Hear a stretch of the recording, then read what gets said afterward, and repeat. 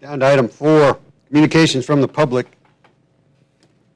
To comply with the provisions of the Open Meetings Act, the City Council may not deliberate on items discussed under this agenda item. The council may refer this item to the city manager or direct this item to be placed on the next regular council agenda. Out of respect for those speaking during public comment, please refrain from any outbursts or interjections to include but not limited to applause and/or disparaging noises from the audience. Doing so discourages others from voicing their thoughts and opinions and disrupts the meeting. Furthermore, any personnel complaints against a city employee aside from the city manager, city secretary, city attorney, or municipal judge cannot be discussed under this section. Please contact the city manager's office for concerns involving a city employee. Dwayne Ruiz.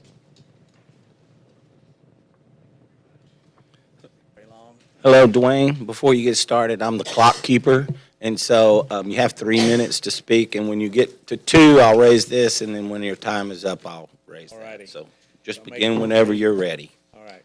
This is pretty straightforward request. First of all, I just learned there's an error on my little document I made up today.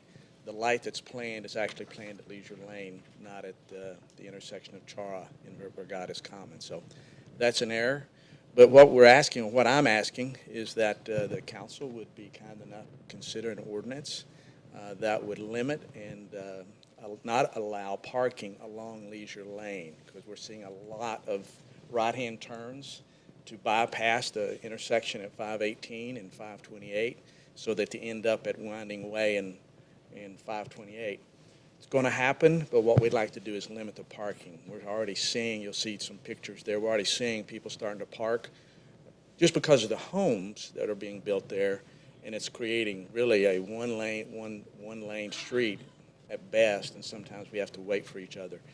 We're also concerned that with the activity now ongoing at the Vergades Commons, that people will begin to park along Leisure Lane to access the backside of Vergades Commons.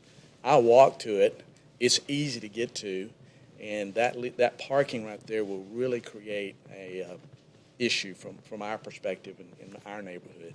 I think it would create an issue with access, egress by emergency vehicles and anyone. People are going to go down it to get to bypass that intersection. It just is what it is. But we think it would help if we could create an ordinance or something to make that a no parking and a toll-away zone. No yellow card. Thank you very much for that consideration. Thanks, Dwayne. Thank you guys for your service, too.